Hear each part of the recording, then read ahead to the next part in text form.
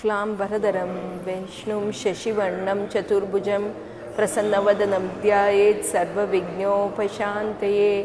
गुरुर्ब्रह्मा गुरुर्विष्णु गुरुर्देवो महेश्वरः गुरुर्साक्षात् परं ब्रह्म तस्मै श्री गुरुवे नमः।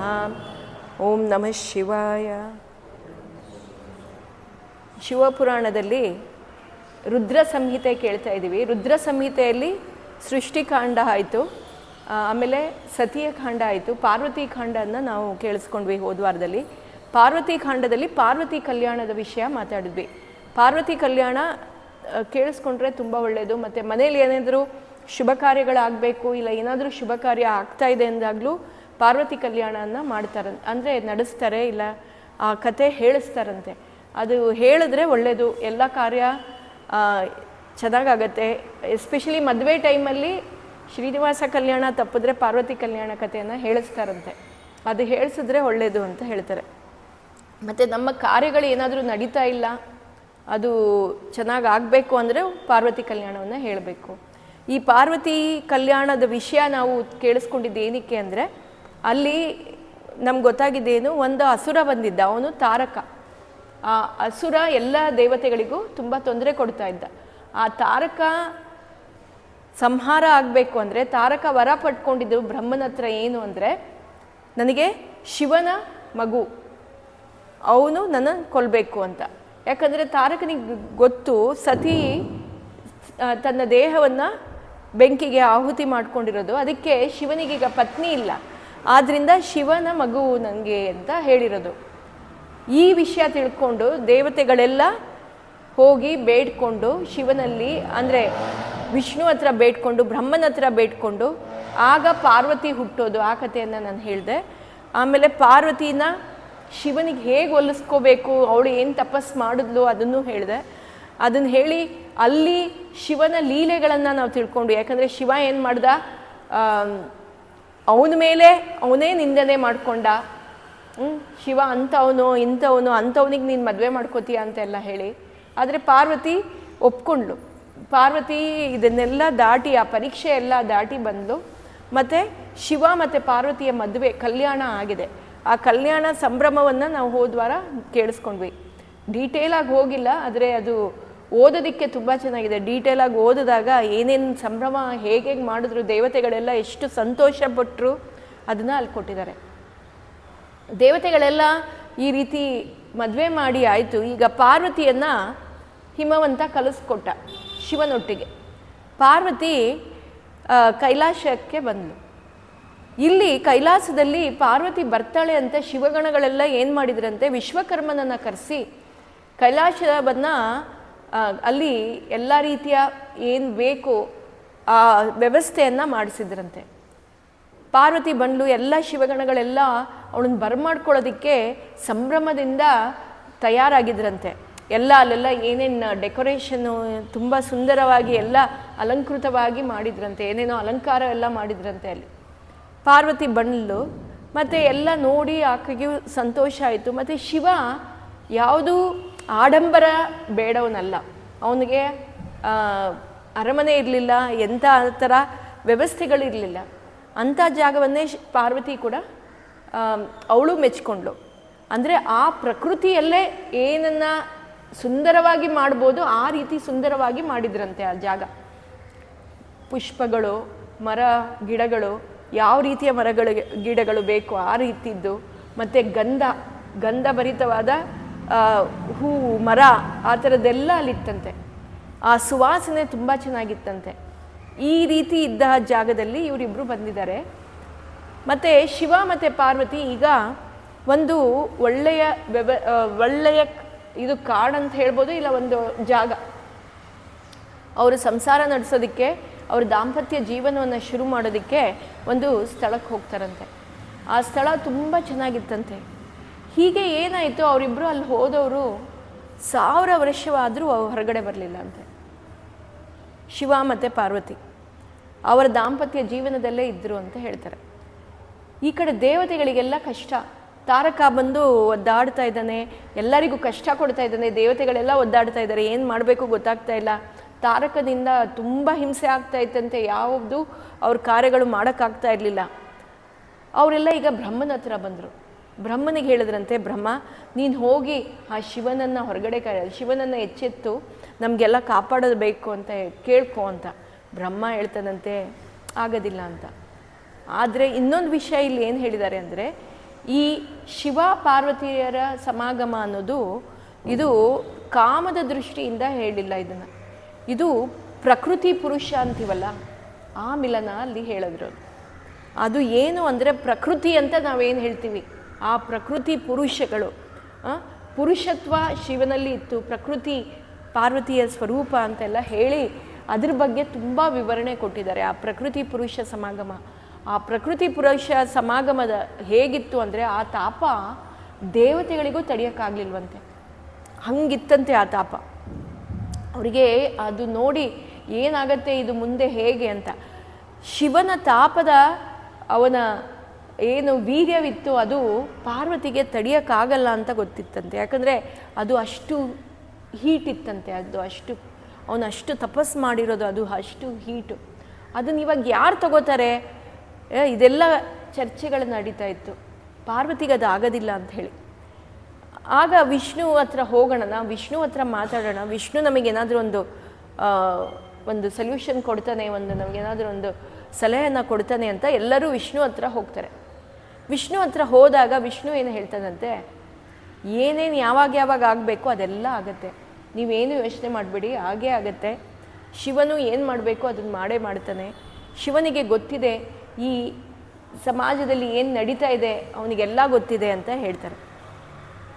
ಆಗ ಈ ದೇವತೆಗಳೆಲ್ಲ, ನೀನು ಹೇಳೋದು ಸರಿ, ಆದರೆ ನಾವು ಕಾಯೋದಕ್ಕಾಗ್ತಾ ಇಲ್ಲ, ನಮಗೆ ಈ ತಾಪ ತಡೆಯೋಕ್ಕಾಗ್ತಾ ಇಲ್ಲ, ಇದು ಭೂಮಿಯ ಸಮತೋಲನ ಅಲ್ಲೋಲ ಕಲ್ಲೋಲ ಆಗೋಗಿತ್ತಂತೆ ಅವರಿಬ್ಬರ ಸಮಾಗಮದ ಪ್ರಕೃತಿ ಪುರುಷರ ಸಮಾಗಮದ ಸಮಯದಲ್ಲಿ. ಅದಕ್ಕೆ ಆಗ ಬೇಡ್ಕೋತಾರಂತೆ ವಿಷ್ಣುವಿಗೆ, ಬಾ ನೀನು ನಮಗೊಂದು ಸಲಹೆ ಕೊಡಬೇಕು, ನೀನು ನಮಗೊಂದು ಸೊಲ್ಯೂಷನ್ ಕೊಡಬೇಕು, ನೀನು ಬರಬೇಕು ಅಂತ.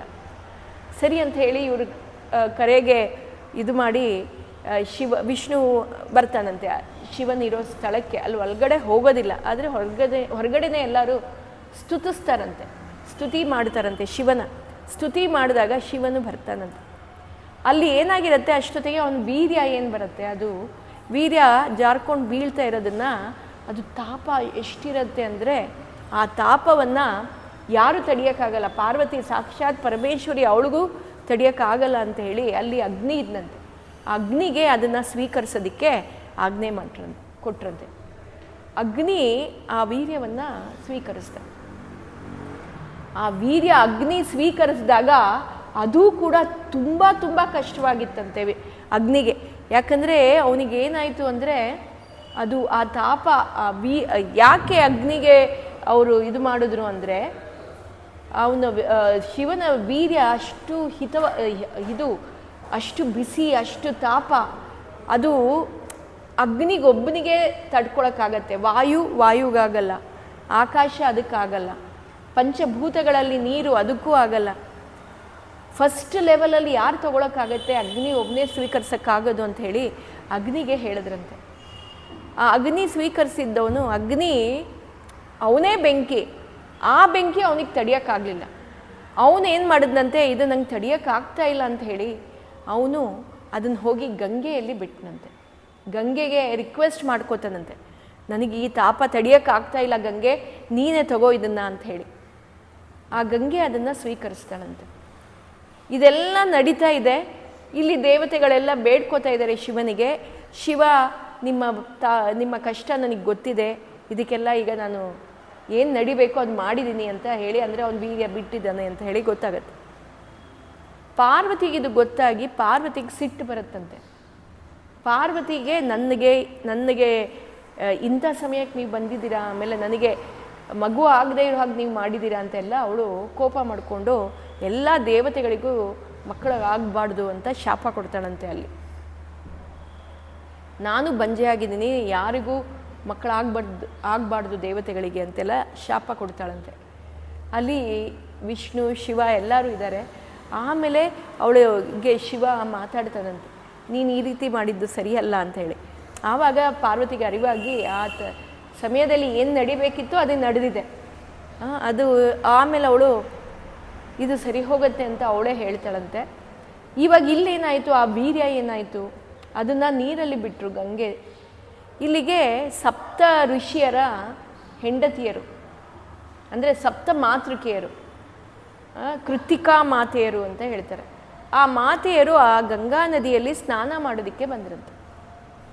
ಯಾವಾಗ ಅವರು ಸ್ನಾನ ಮಾಡೋದಕ್ಕೆ ಬಂದರೂ ಆ ವೀರ್ಯ ಏನು ನೀರಲ್ಲಿ ಹೋಗ್ತಾ ಇತ್ತು, ಅದರಲ್ಲಿ ಅಷ್ಟು ವೀರ್ಯ ಅಲ್ಲ, ಒಂದು ಚೂರು ವೀರ್ಯವನ್ನು ಅವರ ಇದರಿಂದ ಸ್ಕಿನ್ ಚರ್ಮದಿಂದ ಅದು ಅವರಲ್ಲಿ ಹೋಯ್ತಂತೆ. ಎಲ್ಲೋ ಒಂದಿಷ್ಟಿಷ್ಟೇ, ಫುಲ್ಲಲ್ಲ, ಯಾಕಂದರೆ ಅದಷ್ಟು ತಾಪ. 1/8 ಪೋರ್ಷನ್ ಅಂತ ಹೇಳ್ಬೋದು. ಅಂದರೆ ಇಷ್ಟರಲ್ಲಿ ಒಂದು ಡಾಟ್ರಿಂದ ಕಮ್ಮಿ ಅಷ್ಟು ಹೋಗಿದ್ದಕ್ಕೆ ಅವ್ರಿಗೆ ಅದೇ ಸಹಿಸೋಕ್ಕಾಗಲಿಲ್ಲ ಅಂತೆ. ಆವಾಗ ಅಲ್ಲಿ ಅವ್ರಿಗೆ ಆ ವೀರ್ಯ ಬಂದಾಗ ಅಲ್ಲಿ ಮಗು ಹುಟ್ಟುತ್ತಂತೆ. ಅಂದರೆ 6 ಮಕ್ಕಳು ಹುಟ್ಟರು ಅಂತ ಹೇಳ್ತಾರೆ. ಅದು ಈ ಕೃತಿಕಾ ಮಾತೆಯರಿಗೆ ಹುಟ್ಟಿರೋದು ಅಂತ. ಅಲ್ಲಿ 7 ಜನ ಬಂದರು, ಅದರಲ್ಲಿ 6 ಜನರಿಗೆ ಇದಾಯಿತು ಅಂತ ಹೇಳ್ತಾರೆ. ಅಂದರೆ ಸಪ್ತ ಋಷಿಯರ ಇವರು ಹೆಂಡತಿಯರು ಅಂತ ಹೇಳ್ತಾರೆ, ಪತ್ನಿಯರು ಅಂತ ಹೇಳ್ತಾರೆ. ಇದು ಗೊತ್ತಾಗತ್ತೆ ದೇವತೆಗಳಿಗೆಲ್ಲ, ಗೊತ್ತಾಗತ್ತೆ ದೇವತೆಗಳಿಗೆಲ್ಲ ಸಂಭ್ರಮ, ಹಬ್ಬ ನಮಗೆ ಸಂಹಾರ ಮಾಡೋವನು ಹುಟ್ಟಿದ್ದಾನೆ ಅಂತ. ಆದರೆ ಅವ್ರು ಇವಾಗ 6 ಜನದಲ್ಲಿದ್ದಾರೆ. ಪಾರ್ವತಿಗೆ ಈ ವಿಷಯ ಗೊತ್ತಾಗತ್ತೆ, ಶಿವನ ವೀರ್ಯದಿಂದ ಮಗು ಹುಟ್ಟಿದೆ ಅಂತ ಹೇಳಿ. ಪಾರ್ವತಿ ಆ ಮಗುವನ್ನು ನೋಡೋದಕ್ಕೆ ಬಂದಿದ್ದಾಳೆ. ಅಲ್ಲಿ ಬಂದು ನೋಡ್ತಾಳೆ 6 ಮಕ್ಕಳು. ಅವಳೇನು ಮಾಡ್ತಾಳೆ, ಆ 6 ಮಕ್ಕಳನ್ನು ಸೇರಿಸ್ತಾಳಂತೆ. ಅವಳ ಆ 6 ಮಕ್ಕಳನ್ನು ಸೇರಿಸಿರೋದು ಅದೇ ನಮ್ಮ ಕುಮಾರ, ಅಂದರೆ ಸುಬ್ರಹ್ಮಣ್ಯ ಸ್ವಾಮಿ. ಇದು ಕೃತಿಕಾ ದೇವತೆ ಅಂತ ಹೇಳ್ತಾರಲ್ಲ, ಅವರ ಇದು ಕಾರ್ತಿಕ ಮಾಸ. ಇದು ಎಷ್ಟು ಚೆನ್ನಾಗಿ ನಮಗೆ ಈ ಕತೆ ಕೂಡಿ ಬಂದಿದೆ ಅಂದರೆ, ನಿನ್ನೆ ತಾನೇ ಸ್ಕಂದ ಷಷ್ಠಿ, ಸುಬ್ರಹ್ಮಣ್ಯ ಷಷ್ಠಿ, ಅಂದರೆ ಅವನು ಹುಟ್ಟಿದ್ದ ಅದೇ ಸಮಯಕ್ಕೆ, ಮಾರ್ಗಶಿರ ಮಾಸದಲ್ಲೇ ಹುಟ್ಟಿರೋದು, ಅವನು ಷಷ್ಠಿಯ ದಿವಸ ಹುಟ್ಟಿರೋದು. ಅದೇ ರೀತಿ ಆ ಕತೆ ಕೂಡ ನಮಗೆ ಕೂಡಿ ಬಂದಿದೆ. ಈ ಕಥೆಯನ್ನು ನಾವು ಕೆಲವರು ಇವತ್ತು ಆಚರಿಸ್ತಾ ಇದ್ದಾರೆ ಅಂತ ಹೇಳ್ತಾರೆ, ಷಷ್ಠಿ ಇವತ್ತು ಕೆಲವರು ಆಚರಿಸ್ತಾ ಇದ್ದಾರೆ ಅಂತ ಹೇಳಿ. ಆದರೆ ಮೇನ್ ಇದ್ದಿದ್ದು ನಿನ್ನೆ. ಎಲ್ಲ ಕಡೆ ರಥ ಆಯಿತು, ಕುಕ್ಕೆ ಸುಬ್ರಹ್ಮಣ್ಯದಲ್ಲೂ ರಥ, ಇಲ್ಲೂ ಮಾಡ್ತಾರೆ ಅನಿಸುತ್ತೆ, ವಿ ವಿ ಪುರಮಲ್ಲೂ ಮಾಡ್ತಾರೆ ಅನಿಸುತ್ತೆ, ಅಲ್ಲೂ ಮಾಡ್ತಾರೆ. ಅದೇ ರೀತಿ ನಮಗೆ ಅದೇ ದಿವಸ ಆಗಿ ಆ ಕಥೆನೂ ಸೇರಿ ಬಂದಿದೆ. ಇಲ್ಲಿ ಕಾರ್ತಿಕ ಈಗ ಹುಟ್ಟಿದ್ದಾನೆ. ಈ ಕಾರ್ತಿಕ ಇವರೆಲ್ಲ ಮಕ್ಕಳು ಅಂದರೆ ಸಣ್ಣ, ಇವರೆಲ್ಲ ದೇವತಾ ಪುರುಷರಲ್ಲ, ಇವರೆಲ್ಲ ಹುಟ್ಟಿದಾಗಲೇ ದೊಡ್ಡವರಾಗಿರ್ತಾರೆ ಆ ಥರ. ಅಂದರೆ ತುಂಬ ಚಿಕ್ಕವನಲ್ಲ, ಹುಟ್ಟಿ ಚೆನ್ನಾಗಿ ಬೆಳೆದಿದ್ದಾನೆ. ಅಲ್ಲಿ ಅವಳು ಯಾವಾಗ ಈ 6 ಮಕ್ಕಳನ್ನು ಸೇರಿಸಿದ್ರು, ಆವಾಗ 6 ಮಕ್ಕಳು ಸೇರಿದ್ರು, ಆದರೆ ತಲೆ ಮಾತ್ರ 6 ಇತ್ತು. ಅದಕ್ಕೆ ಅವನಿಗೆ ಷಣ್ಮುಖ ಅಂತ ಹೆಸರು. ಷಣ್ಮುಖ ಅಂದರೆ ಷಣ್ ಅಂದರೆ 6 ಮುಖ. ಷಣ್ಮುಖ ಇಲ್ಲಿ ಹುಟ್ಟಿದ್ದಾನೆ. ಅವನಿಗಿಲ್ಲಿ ಎಲ್ಲ ರೀತಿಯ ವಿದ್ಯೆ ಏನು ಬೇಕು ಅದೆಲ್ಲ ದೇವತೆಗಳು ಅಲ್ಲಿ ಅವನಿಗೆ ಕರುಣಿಸ್ತಾರಂತೆ. ಅವನಿಗೆ ಎಲ್ಲ ರೀತಿಯಲ್ಲೂ ತಯಾರಿ ಮಾಡ್ತಾರೆ. ಎಲ್ಲ ಯುದ್ಧದಲ್ಲಿ ಎಲ್ಲ ಯುದ್ಧ ಪರಿಣಿತಿಯನ್ನು ಕೊಡ್ತಾರೆ ಅವ್ರಿಗೆ. ಅವನು ಎಲ್ಲದರಲ್ಲೂ ತುಂಬ ಸಫಲವಾಗಿ ಕಲಿತು ಇದು ಮಾಡ್ತಾನೆ ಅಂತ ಹೇಳ್ತಾರೆ. ಇದನ್ನೆಲ್ಲ ನೋಡಿ ದೇವತೆಗಳೆಲ್ಲ ಅವನಿಗೆ ತಯಾರಿ ಮಾಡಿದಾನಲ್ಲ, ಎಲ್ಲರೂ ಅವ್ರಿಗೆ ತರಬೇತಿ ಕೊಟ್ಟಿದ್ದಾರೆ. ಅದಕ್ಕೆ ಅವನಿಗೆ ದೇವತೆಗಳ ಸೇನಾಧಿಪತಿ ಅಂತ ಹೇಳ್ತಾರೆ, ದೇವಸೇನಾಪತಿ ಅಂತ. ಅಂದರೆ ಎಲ್ಲ ದೇವತೆಗಳಿಗೆ ಸೇನಾಪತಿ, ಕಾಯೋನು ಅವನೇ ಸುಬ್ರಹ್ಮಣ್ಯ. ಅದಕ್ಕೆ ಅವನಿಗೆ ಸುಬ್ರಹ್ಮಣ್ಯ ದೇವಸೇನಾಪತಿ ಅಂತ ಕರೆಯೋದು. ಅವನು ಇಲ್ಲಿ ತಯಾರಾಗಿದ್ದಾನೆ. ಇದು ಈಗ ಇಲ್ಲೇನಾಗತ್ತೆ, ಇಲ್ಲಿ ಈ ದೇವತೆಗಳೆಲ್ಲ ಆ ತಾರಕಾಸುರನ ಇದು ಅಟ್ಟಹಾಸ ಜಾಸ್ತಿ ಆಗಿರುತ್ತೆ, ಅವನ್ನ ಕೊಲ್ಲಬೇಕು ಅನ್ನೋದನ್ನು ಅವರು ಎಲ್ಲ ಯೋಚನೆ, ಕೊಲ್ಲಿಸ್ಬೇಕು ಅನ್ನೋ ತಯಾರಿಯಲ್ಲೇ ಸುಬ್ರಹ್ಮಣ್ಯನನ್ನು ತಯಾರು ಮಾಡಿರೋದು. ಇದು ನಮಗೆ ಇಲ್ಲಿ ಕೃತಿಕಾ ಮಾತೆಯರು ಯಾರು ಅಂದರೆ ಇವರು. ಮತ್ತು ಇವ್ರು ಮಾಡಿರೋ ಕೆಲಸಗಳು ಏನು ಅಂದರೆ, ನಮ್ಮ ಕಾರ್ತಿಕನಿಗೆ ಜೀವ ಕೊಟ್ಟು ಅವನಿಗೆ ನೋಡ್ಕೊಂಡಿರೋದು. ಮತ್ತು ಇದನ್ನು ಪಾರ್ವತಿ ಕೂಡ ಬಂದು ಅದನ್ನು ಮಗುವನ್ನು ಅವಳು ಸ್ವೀಕರಿಸೋದು. ಇದು ಇಲ್ಲಿ ಕತೆ ಬರುತ್ತೆ.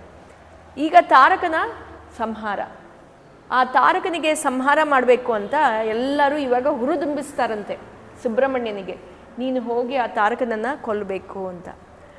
ಆಗ ಸುಬ್ರಹ್ಮಣ್ಯ, ನಿಮ್ಮ ದೇವತೆಗಳ ಪರವಾಗಿ ನಾನು ಹುಟ್ಟಿರೋದೇ, ನನ್ನ ಹುಟ್ಟಿನ ಕಾರಣವೇ ಅದು, ನಿಮ್ಮ ಕಾರ್ಯ ಏನಿದೆ ಅದನ್ನು ನಾನು ಸಿದ್ಧಿ ಮಾಡ್ಕೊಂಬರ್ತೀನಿ ಅಂತ ಹೇಳಿ ಅವ್ರಿಗೆಲ್ಲ ಭರವಸೆ ಕೊಟ್ಟು ಅಲ್ಲಿ ತಾರಕ ಮತ್ತು ಕಾರ್ತಿಕನ ಯುದ್ಧದ ಬಗ್ಗೆ ವಿವರಣೆ ಕೊಟ್ಟಿದ್ದಾರೆ.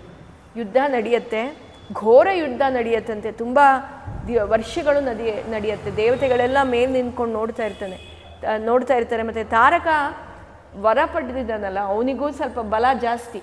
ಅದರಿಂದ ತುಂಬ ಘೋರ ಯುದ್ಧ ನಡೆದು ಅವರಿಬ್ಬರ ಯುದ್ಧವನ್ನು ದೇವತೆಗಳು ಮೇಲಿಂದ ನೋಡಿ ಕಾರ್ತಿಕನಿಗೆ ಏನೇನು ಬೇಕು, ಯಾವ್ಯಾವ ಸಮಯಕ್ಕೆ ಏನು ಅಸ್ತ್ರ ಬೇಕು ಮತ್ತು ಏನು ಅವನಿಗೆ ಪವರ್ ಬೇಕು ಅದನ್ನೆಲ್ಲ ದೇವತೆಗಳು ಕರುಣಿಸ್ತಾ ಇದ್ರಂತೆ. ಇದರಿಂದ ತಾರಕವಧೆ ಆಗತ್ತೆ. ಹಾಗೆ ಪ್ರಲಂಬ ಅಂತ ಇನ್ನೊಂದು ಅಸುರ, ಅವ್ರನ್ನ ಕೊಂದು ಹಾಕ್ತಾನೆ ಅಂತ ಈ ಕಾರ್ತಿಕನ ಕಥೆಯಲ್ಲಿ ಇಲ್ಲಿ ಬರುತ್ತೆ. ಇದೆಲ್ಲ ಆಯಿತು. ಮತ್ತು ಶಿವ ಪಾರ್ವತಿಯರು ತನ್ನ ಮಗನ ವಿಕ್ಟ್ರಿ ಇಲ್ಲಿ ಅವನು ಹೇಗೆ ಕೊಲ್ತಾನೆ ಅಂದರೆ, ಅವನಿಗೆ ಅಲ್ಲಿ ಒಂದು ವೇಲ್ ಅಂದರೆ ತ್ರಿಶೂಲ, ಆ ತ್ರಿಶೂಲವನ್ನು ಕೊಡ್ತಾರೆ. ಆ ತ್ರಿಶೂಲದಿಂದ ಅವನು ತಾರಕನ ವಧೆ ಮಾಡೋದು. ಅದಕ್ಕೆ ಆ ತ್ರಿಶೂಲ ಪೂಜೆ ಮಾಡೋದು. ಇದರಲ್ಲಿ ಸುಬ್ರಹ್ಮಣ್ಯನ ದೇವಸ್ಥಾನದಲ್ಲಿ ತ್ರಿಶೂಲ ಇರುತ್ತೆ. ಕೆಲವ್ರ ಮನೆಯಲ್ಲೂ ಸಣ್ಣ ತ್ರಿಶೂಲವನ್ನು ಇಟ್ಟು ಪೂಜೆ ಮಾಡ್ತಾರೆ. ಅದಿಟ್ಟರೆ ಎಲ್ಲ ದುಷ್ಟ ಸಂಹಾರ ಆಗುತ್ತೆ. ನಮಗೆ ಯಾರ್ಯಾರು ಎನಿಮೀಸ್ ಇರ್ತಾರೆ ಆ ಎನಿಮಿ ಎಲ್ಲ ಇದಾಗತ್ತೆ. ಮತ್ತು ಯಾವ ರೀತಿಯ ತಂತ್ರಗಳೇನಾದರೂ ಇದ್ದರೆ ಅದು ಹೋಗುತ್ತೆ ಅಂತ ಹೇಳ್ತಾರೆ. ಅದಕ್ಕೆ ಅದನ್ನು ಚಿಕ್ಕದನ್ನು ತಂದು ಇಡ್ತಾರೆ ಕೆಲವ್ರ ಮನೇಲಿ, ನಾನು ನೋಡಿದ್ದೀನಿ. ವೇಲ್ ಇಟ್ಟಿರ್ತಾರೆ, ಅದನ್ನು ಇಡ್ತಾರೆ, ಅದನ್ನು ಪೂಜೆ ಮಾಡ್ತಾರೆ, ಸ್ಪೆಷಲಾಗಿ ಪೂಜೆ ಮಾಡ್ತಾರೆ. ಅದು ವೇಲ್ ಮುರುಘ ಅಂತಲೂ ಹೇಳ್ತಾರಲ್ಲ, ಅದಕ್ಕೆ ಅದನ್ನು ಹೇಳ್ತಾರೆ. ಈ ಕಥೆಯನ್ನು ಇಲ್ಲಿ ಹೇಳಿದ್ದಾರೆ. ಆ ವೇಲ್ ಬಗ್ಗೆನೂ ಅದರಲ್ಲಿ ಉಲ್ಲೇಖ ಇದೆ. ಇದಾದ ನಂತರ ಶಿವ ಪಾರ್ವತಿ ಮತ್ತು ಕಾರ್ತಿಕರೆಲ್ಲ ಕೂಡಿ ವಿಕ್ಟ್ರಿಯನ್ನು ಸಂಭ್ರಮಿಸ್ತಾರೆ. ದೇವತೆಗಳೆಲ್ಲ ಮೇಲಿಂದ ಪುಷ್ಪವೃಷ್ಟಿ ಮಾಡ್ತಾರಂತೆ. ಮತ್ತು ಈ ದೇವಸೇನಾಪತಿಯನ್ನು ಹಾಡಿ ಹೊಗಳ್ತಾರಂತೆ.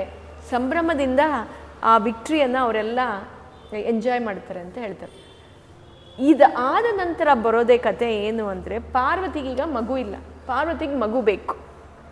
ನೀವೆಲ್ಲ ಕೇಳ್ತಾ ಇದ್ದಿದ್ದ ಕತೆ ಈಗ ಬರುತ್ತೆ. ಗಣೇಶ ಹುಟ್ಟೋದು ಇಲ್ಲಿ ಅಂತ ಈ ಕಾರ್ತಿಕ ಕುಮಾರ ಕಾಂಡದಲ್ಲಿ ಉಲ್ಲೇಖ ಆಗಿದೆ. ಅಲ್ಲಿ ಏನು ಹೇಳಿದರೆ, ಫಸ್ಟು ಕುಮಾರ ಹುಟ್ಟುತ್ತಾನೆ, ಅದಾದ ಮೇಲೆ ಗಣೇಶ ಹುಟ್ಟಿರೋದು. ಈ ಚರ್ಚೆ ಇನ್ನೂ ಕೆಲವು ಕಡೆ ಇದೆ. ಶಿವಪುರಾಣದಲ್ಲಿ ಹೀಗೆ ಕೊಟ್ಟಿದ್ದಾರೆ. ಫಸ್ಟು ಅವನು ಹುಟ್ಟೋದು, ಸುಬ್ರಹ್ಮಣ್ಯ ಹುಟ್ಟೋದು, ಆಮೇಲೆ ಗಣಪತಿ.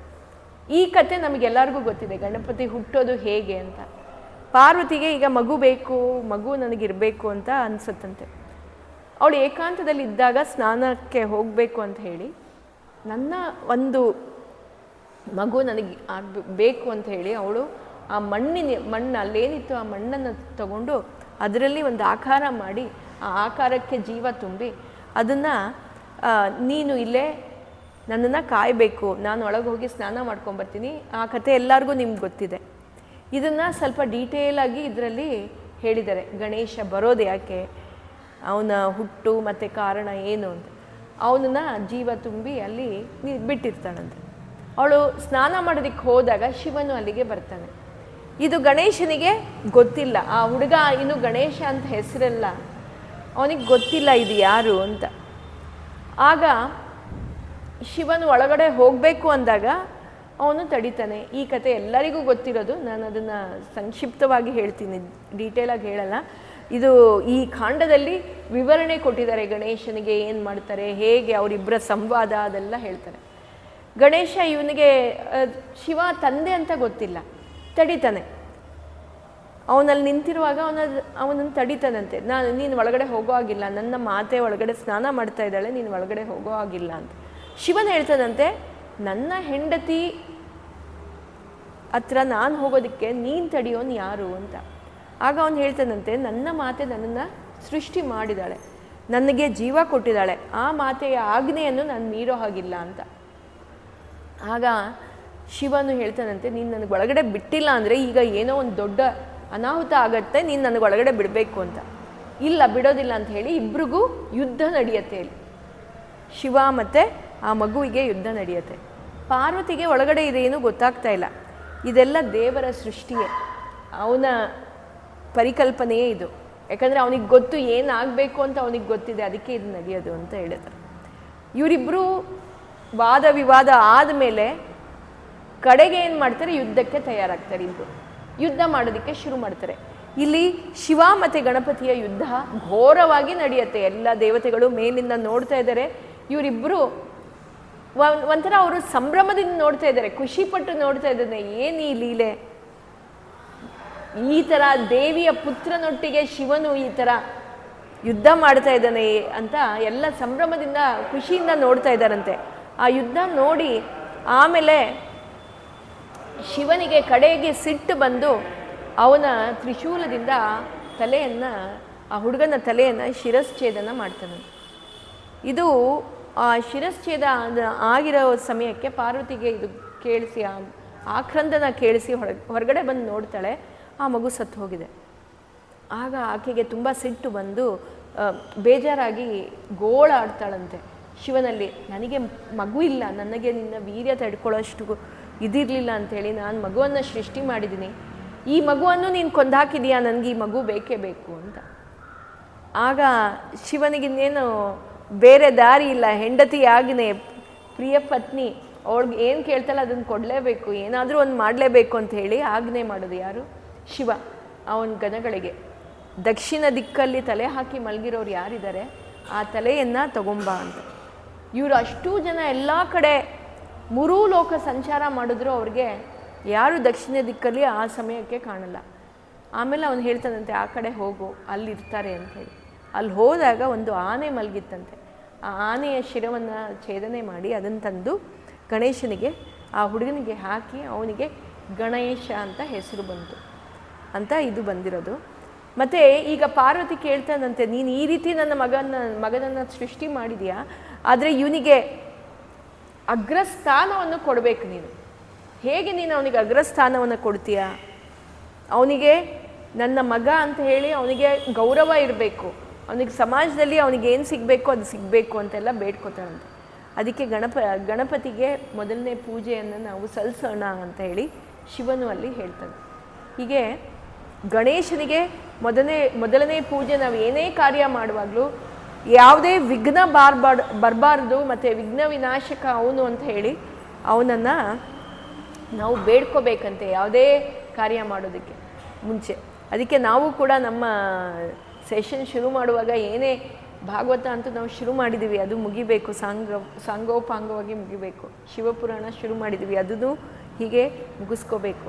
ಈ ರೀತಿ ಕುಮಾರಕಾಂಡದಲ್ಲಿ ಕಾರ್ತಿಕ ಹುಟ್ಟು ಕತೆ ಮತ್ತು ಗಣೇಶನ ಕತೆ ಅದನ್ನು ಡೀಟೇಲಾಗಿ ಅವರು ಬರೆದಿದ್ದಾರೆ. ನಾನು ಎಲ್ಲ ಅಷ್ಟು ಡೀಟೇಲ್ಸ್ ನಾನಿಷ್ಟು, ಯಾಕಂದರೆ ಅದು ಇನ್ನೂ ದೊಡ್ಡದಿದೆ, ಅದಷ್ಟು ಡೀಟೇಲಾಗಿ ನಾನು ಹೇಳ್ತಾ ಇಲ್ಲ, ಎಲ್ಲ ಕಥೆಯನ್ನು ಹೇಳ್ತಾ ಇಲ್ಲ. ಇದರಲ್ಲಿ ನಮಗೆ ಏನು ಅಂದರೆ, ಈ ಶಿವ ಪಾರ್ವತಿಯರು ಬೇರೆ ಇನ್ಯಾರೂ ಅಲ್ಲ, ಈ ಪ್ರಕೃತಿ ಪುರುಷರು ಅಂತ ಹೇಳ್ತಾರೆ. ನಾವು ಯೋಗ ಮಾಡುವಾಗಲೂ ನಾವು ಲೆಫ್ಟ್ ಸೈಡಲ್ಲಿ ಪುರುಷ, ರೈಟ್ ಸೈಡಲ್ಲಿ ಇದು ಲೆಫ್ಟ್ ಸೈಡ್ ಸ್ತ್ರೀ ಮತ್ತು ಸ್ತ್ರೀ ಅಂಶ, ಈ ಕಡೆ ಗಂಡನ ಅಂಶ ಅಂತ ಹೇಳ್ತೀವಿ. ಅದನ್ನು ನಾವು ಸಮತೋಲನದಲ್ಲಿ ಇಟ್ಕೋಬೇಕು ಅಂತೆಲ್ಲ ಇದನ್ನು ಮಾಡ್ತೀವಿ. ಈ ಕಥೆಯನ್ನು ನಾವು ಈ ಶಿವಪುರಾಣದಲ್ಲಿ ಕೇಳಿಸ್ಕೊಂಡಿದ್ದೀವಿ. ಶಿವಪುರಾಣ ಕೇಳುವಾಗ, ಓದುವಾಗ ನನಗೆ ಆದ ಅನುಭವ ಏನಂದರೆ, ಅವನು ಮಹಿಮೆ ಎಷ್ಟಿದೆ ಅಂತ. ಜಾಸ್ತಿ ನಾನು ಓದಿದ್ದು ಭಾಗವತ, ಆದರೆ ಈಗ ಶಿವಪುರಾಣ ಇದಕ್ಕೋಸ್ಕರ ಓದ್ತಾ ಇರುವಾಗ ಶಿವನ ಲೀಲೆ, ವಿಷ್ಣು ಕೂಡ ನಡೆಯೋ ಕಥೆ ಎಲ್ಲ, ಈ ಪ್ರಕೃತಿ, ಈ ಸೃಷ್ಟಿಯಲ್ಲಿ ಏನು ನಡೀತಾ ಇದೆ ಅದಕ್ಕೆಲ್ಲ ಹಿಂದೆ ಶಿವನೇ ಲೀಲೆನೇ ಅಂತ ಹೇಳ್ತಾರೆ. ಅದು ಈ ಶಿವಪುರಾಣದಲ್ಲಿ ಶಿವನನ್ನು ಮೇಲೆತ್ತಿ ತೋರಿಸ್ತಾರೆ. ಎಲ್ಲ ಕಡೆ ಶಿವಲೀಲೆನೇ ಇದು, ಶಿವನ ಮಾಯೆ ಏನಿದೆ ಅದನ್ನೇ ನಾವೆಲ್ಲ ಪಾಲಿಸೋದು ಅಂತ ಹೇಳ್ತಾರೆ. ಈ ರೀತಿ ನಾವು ಏನೇ ಕಾರ್ಯ ಮಾಡಬೇಕಿದ್ರೂ ಅವನನ್ನು ಮೊದಲು ನಾವು ಗಣಪತಿಗೆ ಬೇಡ್ಕೊಂಡು ಶಿವನನ್ನು ಬೇಡ್ಕೋಬೇಕಂತೆ. ಆವಾಗ ನಮ್ಮ ಕಾರ್ಯ ಎಲ್ಲ ಸಿದ್ಧಿ ಆಗತ್ತೆ ಅಂತ ಹೇಳ್ತಾರೆ. ಮತ್ತು ಕೆಲವರು ಶಿವನಿಂದನೇ ಮಾಡ್ತಾರೆ, ಅದು ತಪ್ಪು. ಅಂದರೆ ಶಿವನನ್ನು ಪೂಜೆ ಮಾಡಲ್ಲ, ಅವನು ಭಸ್ಮ ಹಚ್ಕೋತಾನೆ, ಅವನು ಸ್ಮಶಾನವಾಸಿ ಅಂತೆಲ್ಲ ಅವನಿಗೆ ಹೀಹಾಳಿಸ್ತಾರೆ. ಆ ಥರ ಮಾಡಬಾರ್ದಂತೆ, ಅದು ತುಂಬ ತಪ್ಪಂತೆ.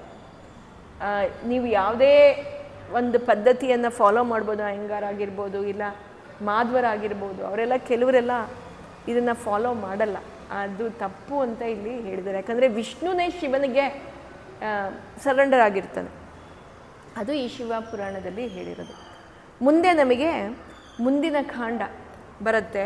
ಅಂದರೆ ನಾನು ಇದನ್ನು ಬೇಗ ಬೇಗ ಹೇಳ್ಬಿಟ್ಟಿದ್ದೀನಿ, ಯಾಕಂದರೆ ಡೀಟೇಲಾಗಿ ನೋಡಿದ್ರೆ ಇನ್ನೂ ಡೀಟೇಲ್ ಇದೆ. ಮುಂದಿನ ರುದ್ರ ಸಂಹಿತೆಯಲ್ಲಿ ಇನ್ನೊಂದು ಕಾಂಡ ಇದೆ. ಇಲ್ಲೇ ಯುದ್ಧಕಾಂಡನೇ ದೊಡ್ಡದಾಗಿ ಮಾಡಿದ್ದಾರೆ. ಅದು ಯುದ್ಧಕಾಂಡವನ್ನೇ ಅವರು ಹೇಗೆ ನಡೀತು, ಯುದ್ಧ ಏನೇನಾಯಿತು ಅದನ್ನೆಲ್ಲ ಹೇಳಿದ್ದಾರೆ. ಅದನ್ನು ನಾನು ಅಷ್ಟು ಡೀಟೇಲಾಗಿ ಹೇಳಿಲ್ಲ. ಸೊ ಮುಂದಿನ ವಾರದಲ್ಲಿ ಬೇರೆ ಸಂಹಿತೆನೇ ಶುರುವಾಗುತ್ತೆ. ಈಗ ಆ ಸಂಹಿತೆಯನ್ನು ನಾವು ಹರೇ ಹರೇ ಮೇ ಹರ ಪಾತಕಾನಿ ಹರೇ ಹರೇ ಮೇ ಕುರು ಮಂಗಳಾನಿ ಹರೇ ಹರೇ ಮೇ ತವ ದೇಹಿ ದಾಸ್ಯಂ ಹರೇ ಹರೇ ಮೇ ತವ ಭಕ್ತಿರಸ್ತು. ಹರೆಯೇ ನಮಃ. ಹರೆಯೇ ನಮಃ.